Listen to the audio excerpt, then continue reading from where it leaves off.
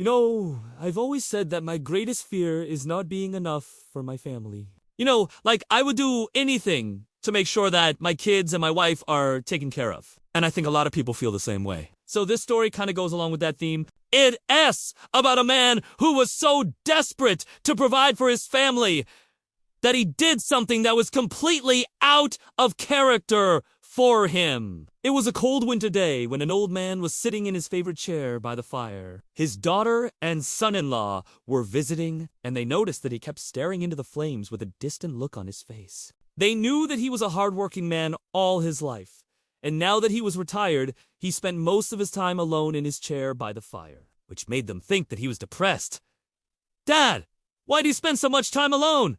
his daughter asked. "You used to be so active and now you just sit here all day." The old man looked up and smiled. "I'm not depressed, my dear. This is the only time in my life that I can afford to sit by the fire and do nothing. I worked hard all my life so that you and your brother wouldn't have to. Now I get to relax and enjoy myself." His daughter didn't quite believe him, but she didn't push it. She knew that her father was a strong, silent type who didn't like to talk about his feelings. A few weeks later, though, the old man was found dead in his chair by the fire. The local police investigated, but they couldn't determine a cause of death. There were no signs of foul play, so they ruled it as a freak accident. The old man's widow and children were devastated, but they knew that he had lived a good, long life, and that he died peacefully in his own home. They held a funeral and buried him in the local cemetery. As the family was leaving the cemetery, the old man's son-in-law noticed something strange. There was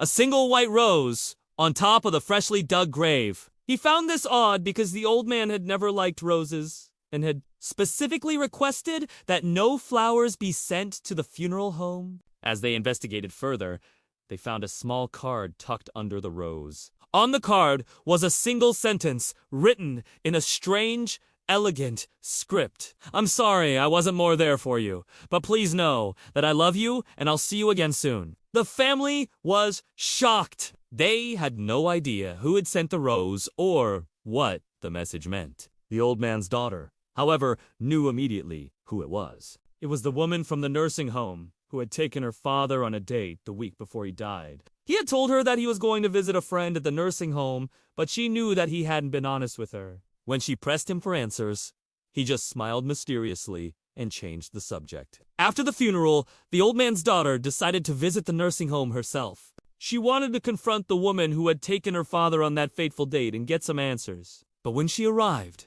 she was shocked to find the place deserted. The building was empty and there was a sign on the door that said, "We're sorry, but due to unforeseen circumstances, we've had to close our doors." Below that, in the same elegant script as the card, was a postscript. "I'm sorry it had to end this way, but I couldn't bear the thought of losing you. When you're ready, come to the Rose Garden at midnight and I'll meet you there." The old man's daughter was horrified. She realized that the woman from the nursing home had taken her father on a date with the intention of killing him. But why? And what did she mean by the postscript? Was she still alive? And if so, where was she now? The old man's daughter was scared, but she was also determined to find out the truth. She knew that her father would want her to be brave and strong, just like he had been all those years ago. So she took a deep breath and started to investigate.